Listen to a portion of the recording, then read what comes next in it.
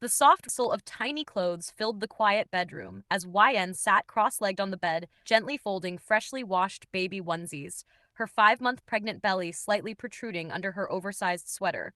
She smiled faintly as her fingers ran over the words printed on a little shirt. Daddy's little one. A soft sigh escaped her lips. Heesung was still not home. She glanced at the wall clock. 7 a.m.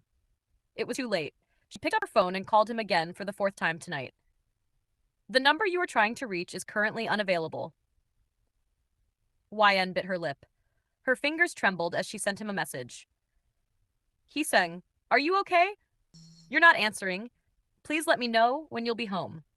No reply. Again, she stared at her phone screen for a long moment, her heart sinking.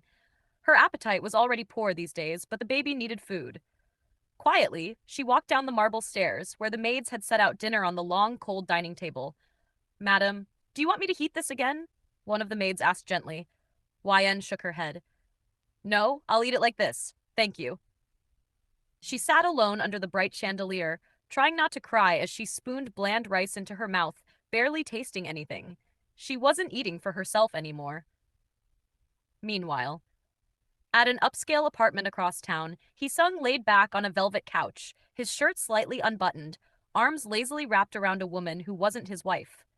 Sarah Kim, his secretary, rested her head on his chest, fingers drawing circles over his skin. The air was thick with perfume, temptation, and betrayal. You're quiet tonight, she whispered. I just don't want to talk. Heesung replied coldly, but he didn't push her away.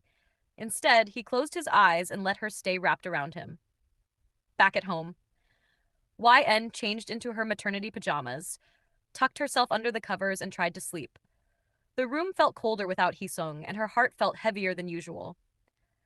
Just as she was about to drift off, the door clicked open. Heesung stepped in, his hair a mess, tie loose around his neck, smelling faintly of unfamiliar cologne. YN sat up immediately, her voice soft and tired. Where were you? He didn't look at her as he walked toward the wardrobe. Work. I called you. You didn't answer. I was busy. He tossed his coat off. She stared at him, hoping for something more. An apology, a smile, anything. But he climbed into bed with his back to her. She laid back down with a tight chest, pressing a hand over her baby bump. Good night, she whispered, but he didn't respond. The next morning, the bed beside her was empty. YN blinked slowly. The other side hadn't even been used. No imprint, no warmth. She pushed herself up, brushing her hair from her face as her hand instinctively rested over her belly. The baby fluttered gently, a small kick. She forced a smile for her child. After breakfast, YN decided to surprise Heesung at work with lunch. With the help of the maid, she carefully packed a homemade meal with the dishes he liked most. She wanted to fix things, still clinging to the hope that maybe he was just stressed, not unfaithful. The chauffeur helped her into the car, and soon they were on the way to his office tower. At the Lee Enterprises building, the staff all stood and bowed respectfully the moment she walked in.